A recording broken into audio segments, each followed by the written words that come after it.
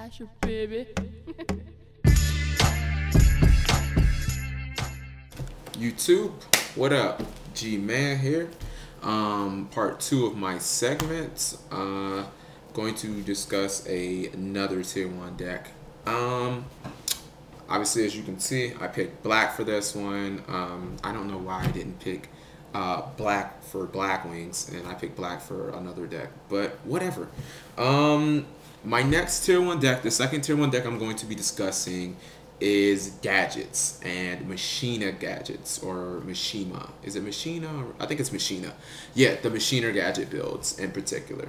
No, I'm not Robbie Cole, and he didn't ask me to do this, and I don't care. Machina Gadgets. You know what?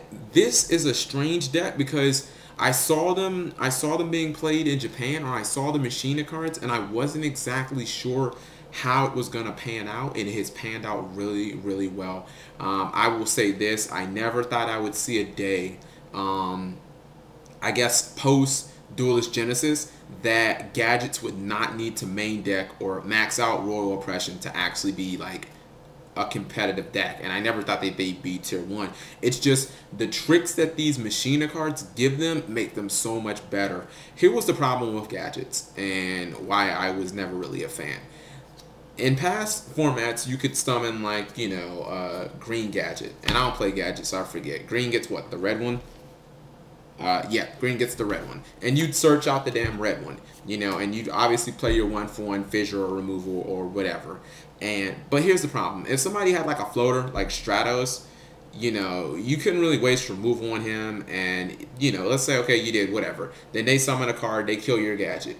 The problem with Gadgets was, and especially if you ever drew a Gadget, there were too many times where you could literally have 2 Gadgets in your hand when your opponent has a beater and you can't do jack shit about it. And if you drew a Gadget, it was just mind-blowing how bad your hand could get with Gadgets.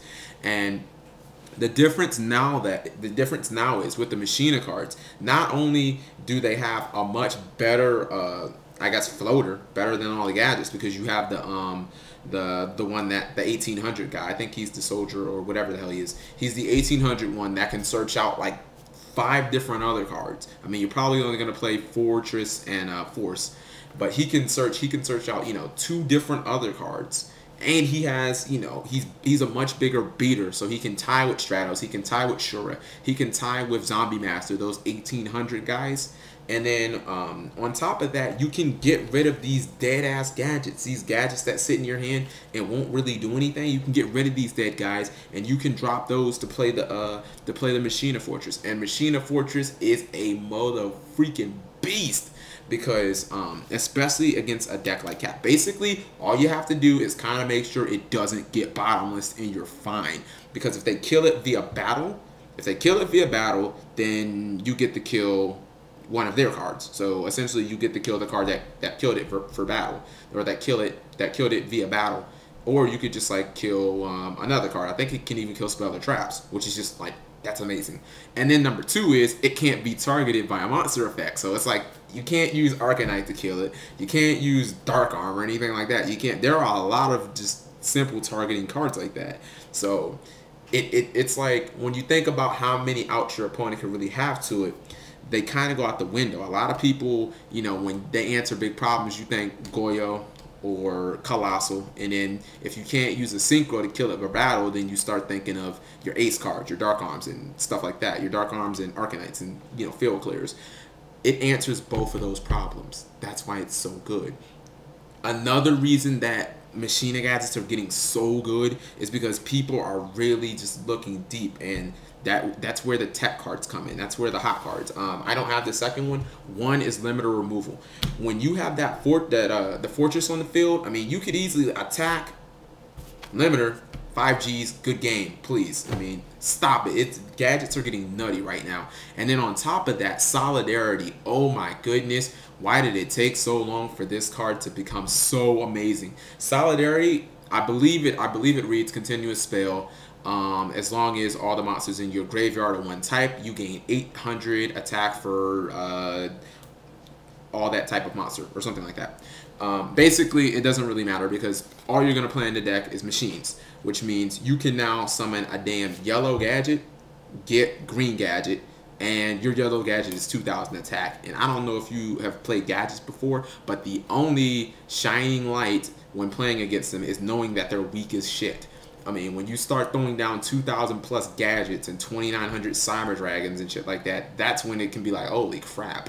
I mean, Solidarity is really what I think is making this deck ridiculously good, and I would not understand why people would not want to run that card. At least 2, possibly 3. It really, I think, takes gadgets over the top. And then if you think, you know, you summon a cyber dragon, and then you play like a red gadget or a Machina gear frame, I think that's the 1800 with Solidarity, and then you use Limiter. I mean, just good night, man. Good night. The deck is getting really good. Ironically, some of the reasons that gadgets have got good outside of the Machina cards, you know, Smashing also went to 3 and Cyber Dragon went to 2, is also some of the tech that's used against it. And some of the reasons it got good was kind of the reasons I guess it got bad.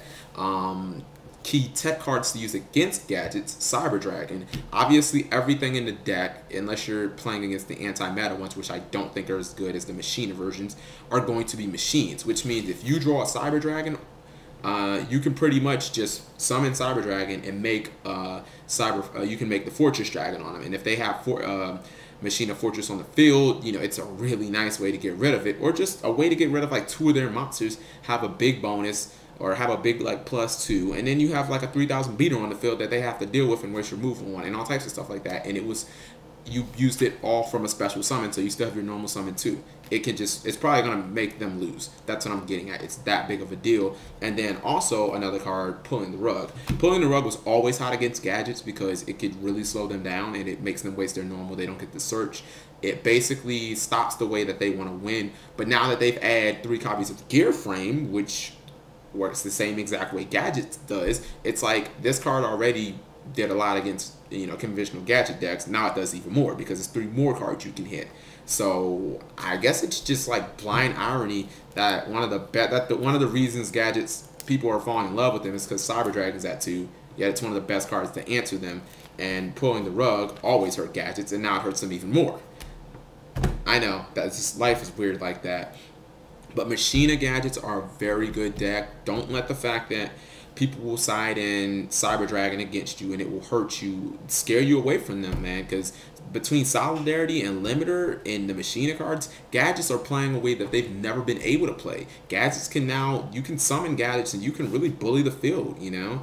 They now have 1,800 floaters. They now have boss monsters. Gadgets with boss monsters, like how the hell did that even fit in a sentence together? I mean, this deck is definitely worth looking at, and I think it's gonna be around for a while.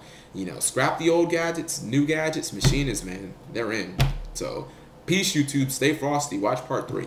Cyclist Shawn Michaels, and yeah, I like you, but not enough to wipe you. You say I'm nice, true, and you think I'm the right dude, but there's another girl just like you. Like who? I'm on the road, another night, another show, new event in a new time zone, and the live show is so mind blowing, and it's my show, so you know that I'm blown. You know?